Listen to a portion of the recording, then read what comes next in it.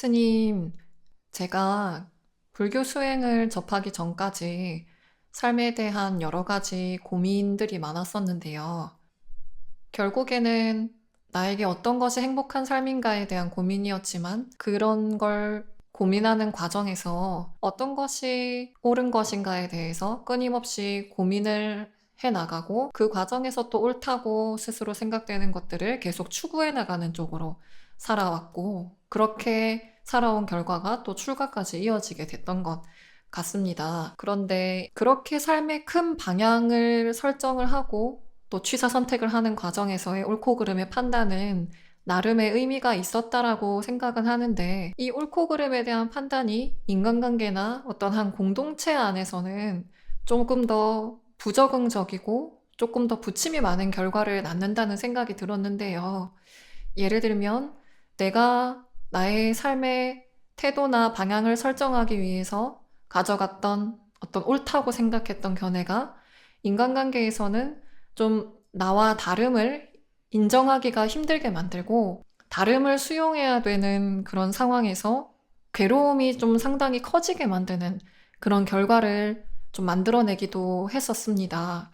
옳고 그름에 대한 판단은 반드시 해야만 하는 것 같은데 거기에 집착하지 않게 만드는 균형점을 찾기가 너무 어렵다고 좀 많이 생각이 됐었습니다.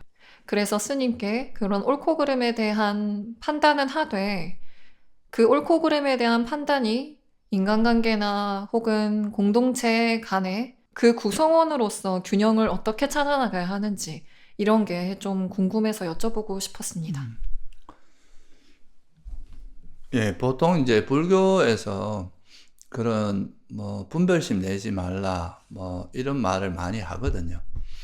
근데 이제 그런 분별심을 내지 말라는 말이 아예 생각도 하지 말고 판단도 하지 말고 이렇게 이해한다면 그거는 좀 너무 극단적인 방향이고, 적어도 부처님께서도 그 팔정도에서도 말씀하셨지만 바른 견해를 되게 강조했단 말이에요. 적어도 우리가 이제 살아가면서 내가 하는 행위, 몸이나 말이나 마음으로 하는 행위가 어떤 것이 멀리 내다보면 괴로움을 벗어나게 하는 거고 어떤 것이 괴로움이 일어나게 하는지 이 정도는 우리가 파악을 해야 되거든요. 그래야 내가 행동을 이건 내가 멈춰야 될지 해야 될지 행해야 될지 이런 거를 판단할 수 있잖아요.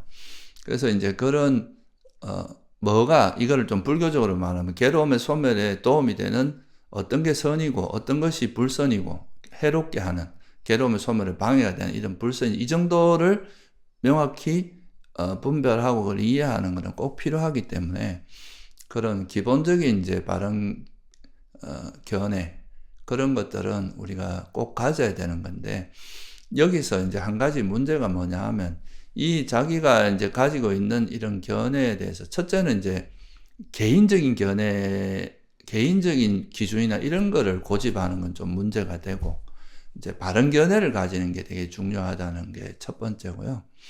그런 바른 견해를 가졌다고 하더라도 거기에 대한 너무 이제 집착을 하거나 그걸 너무 이제 거머쥐게 되면, 이걸 자기 생각이 옳다고 이제 이렇게 거머쥐는 게 있으면 타인의 생각을 좀 부정하고 받아들이지 못하는 이런 이제 문제가 좀 생기는 거죠. 그러니까 내 생각과 다른 견해를 만났을 때 거기에 대해서 불편함을 느끼고 그거에 대해서 상대를 바꾸려고 한다거나 상대를 뭐 좀 배제시키려고 한다거나 이런 식의 좀 부적절하게 이제 반응을 할 수가 있는 거예요. 그래서 그런 것을 이제 우리가 방지하려면 어떻게 해야 되느냐. 첫째는 그 사람마다 일단 이제 살아온 배경이나 환경이나 조건이나 이게 다 다르단 말이에요.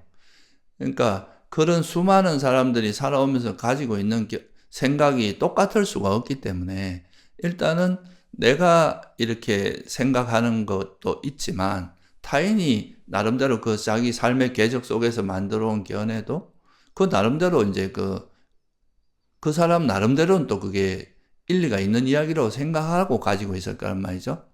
그거를 우리가 이제 바른 견해라는 기준에서 봤을 때, 그건 좀 문제가 있고, 이게 좀 더 옳다, 이렇게 말할 수 있지만, 일단은 그 사람이 가지고 있는 그런 어떤, 생각을 존중해 주는 것부터 시작이 돼야 되거든요. 그 사람의 서로가 쉽게 말해서 서로가 다름을 인정하는 것부터 돼야 우리가 그 내 견해를 상대에게 강요하지 않고 내 견해를 관철시키려고 하고 나와 다른 것을 배제하거나 이렇게 하려고 하지 않고 일단은 타인의 의견을 들어본 다음에 내가 생각할 땐 그것이 아니다 하면은 적절하게 이제 이렇게 대화를 하거나 뭐 기회가 되면 충고를 하거나 뭐 이렇게 해서 이제 자연스럽게 접근이 되는데 그게 아니라 상대의 견해 자체를 부정하고 그걸 외면하고 이렇게 돼버리면 접근 자체가 잘 안 되는 거죠. 그래서 일단 이제 상대의 그런 견해 서로가 다름을 인정해 주는 마음을 먼저 가져야 되는데 그렇게 하게 되면은 우리가 어떤 효과가 있느냐 하면은 내가 그걸 이제 부정하고 내 견해를 고집하고 상대를 부정하게 되면 이제 계속 화로 반응을 하게 되거든요. 왜냐하면 마음에 안 드니까. 근데 내가 일단은 상대도 존중하면서 그걸 인정하게 되면 화를 안 내니까 자비심으로 접근할 수 있게 되는 거예요. 그 상대의 견해를 화를 안 내고 대응할 수 있게 되는 거죠. 그게 이제 제일 중요한 어떤 전환점이 되는 거죠. 그래서 내가 집착하고 있는지 안 하고 있는지 이런 것은 사실 그걸 보면 좀 알 수 있거든요. 상대의 견해를 옳고 그러면 우리가 꼭 판단을 해야 되는 거지만 그렇다고 해서 상대가 나와 다른 이야기를 한다 해서 그거에 대해서 화를 내고 막 그 상대를 부정하고 배척하려고 이렇게 하면 그 내가 생각하는 견해에 집착이 많다는 걸 반증하는 꼴이거든요.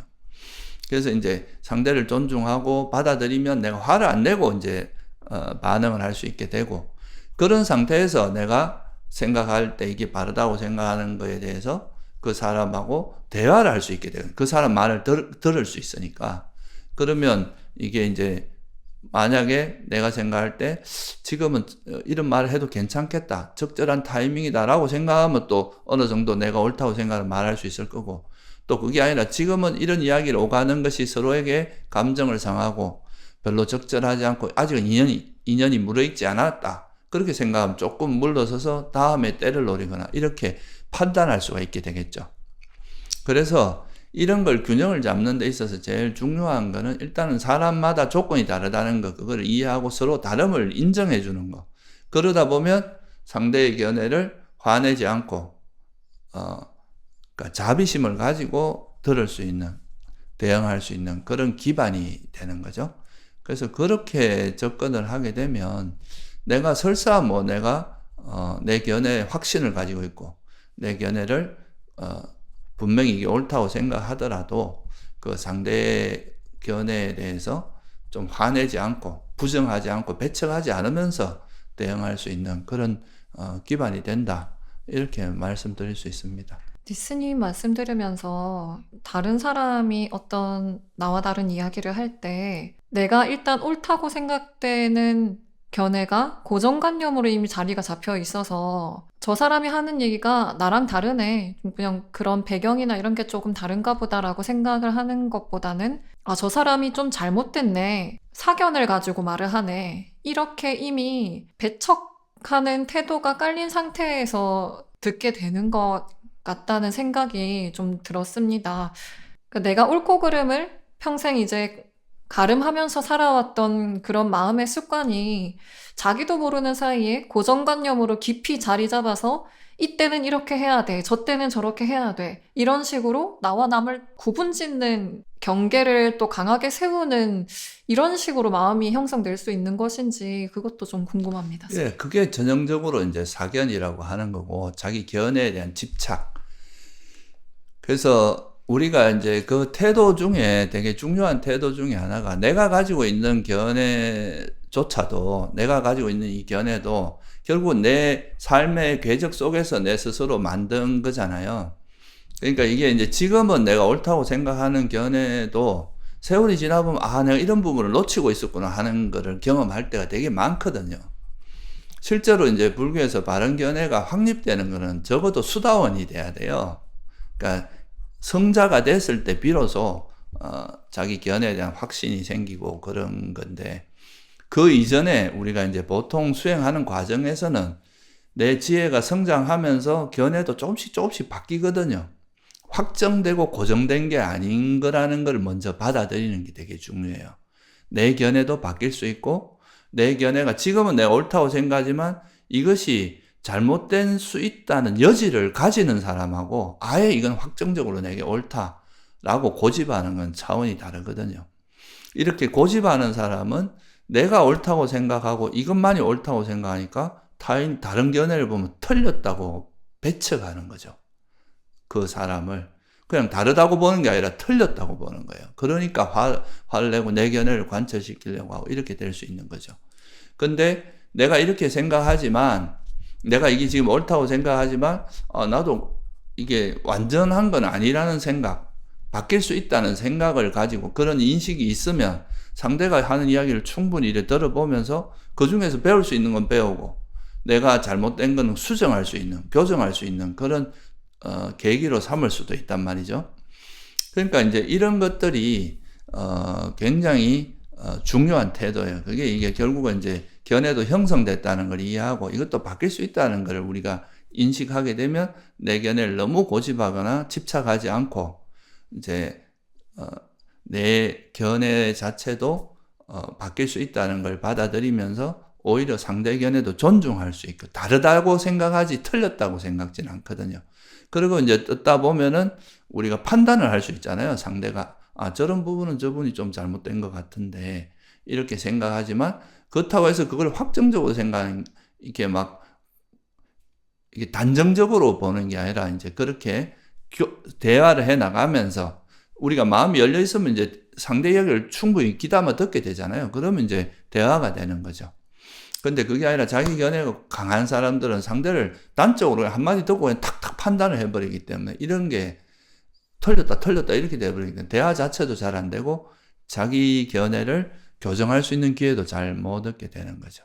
그래서 어떤 면에서는 자기 견해 자체도 형성됐고 이것 자체가 변할 수 있다는, 내가 잘못될 수 있다는, 적어도 내가 이제 수다원 이상이 되기 전까지는 내가 잘못될 수 있다는 걸 받아들여야 되고, 그리고 우리가 경전의 가르침들을 보면은 아란이 됐다 해도 남을 그렇게 내 견해가 옳다고 해서 타인을 막 무시하고 함부로 배척하고 이러진 않거든요. 물론 옳고 그러면 명확히 알고 있지만 그렇다고 해서 상대를 존중하지 않고 이러진 않는단 말이죠.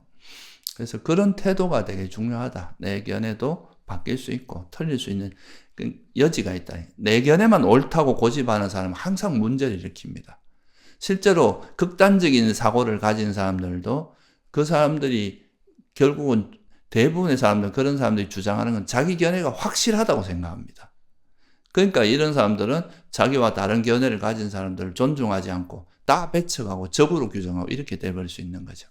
에스님, 이렇게 들으면서 그래, 맞다라는 생각이 들다가도 현실에서는 견해라고 저희가 얘기를 할 정도라면은 이미 우리가 무언가의 대상을 인식할 때 작동이 되는 거기 때문에 그 작동하는 견해를 포착하기가 사실은 쉽지가 않다고 생각이 되는데요. 이미 습관이 되어 있는 말과 행동이기 때문에.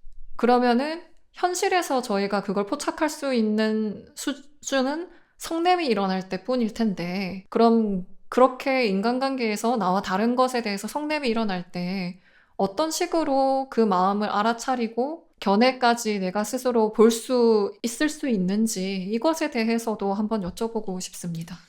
예, 그것도 좋은 질문입니다. 그러니까 이제 자기가 사실 자기 견해에 집착하고 있는지 아닌지를 현상적으로 확인할 수 있는 그 방법 중에 하나가, 상대가 나와 다른 이야기를 했을 때, 내가 하는 이야기와 다른 이야기를 했을 때 화가 나는지 안 나는지, 이게 이제 하나의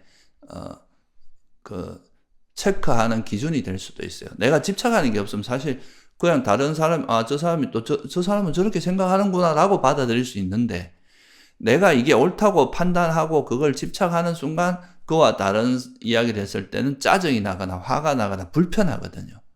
그러니까 이거는 이제 자기가 뭔가 집착하고 있다는 거를 반증하는 거죠.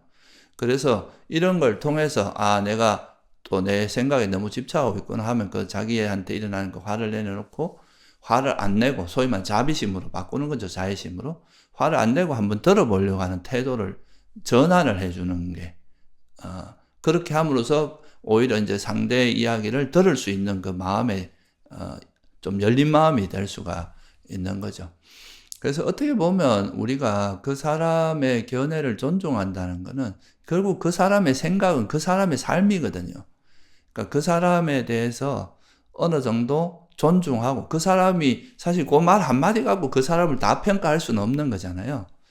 그러니까 수많은 그 삶의 흔적들이 있는데 그래서 일단 기본적으로 이제 상대에 대해서 존중하는 태도가 있고 그 사람을 존중하는 태도가 있고 이러면은 그런 거를 조금 더 이제 열린 마음으로 대응할 수 있고 또 그거를 구체적으로 이제 발견할 수 있는 방법이 이제 내가 화가 난다, 짜증이 난다 이러면은 아 내가 내 거에 너무 아직도 집착하고 있구나라는 거를 빨리 알아차리고 그 마음에서 이제 자애심으로 바꾸고 좀 더 상대를 존중하면서 자애로 대하려고 하는 이런 마음으로 바꾸면 그런 연습을 자꾸 하다 보면 그렇게 수행을 하다 보면 이제 좀 더 그런 다름을 받아들이는 그런 이제 우리 마음도 되고 그렇게 이제 상대의 의견을 화내지 않고 듣다 보면은 이 상황을 어떻게 대처해야 될지 지혜가 작용할 수가 있겠죠.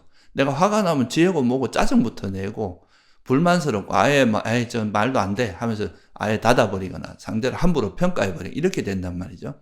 그러니까 그게 아니라 내가 이제 조금 더 여유롭게 화를 안 내고 상대를 들을 수 있고 그러다 보면 내가 지금은 이런 말을 해서 대응해도 괜찮을지 아니 이 적절함도 판단할 수 있게 되고 그렇게 돼야 이제 지혜롭게 대응할 수 있는 그런 조건이 될 수 있다 이렇게 볼 수 있습니다.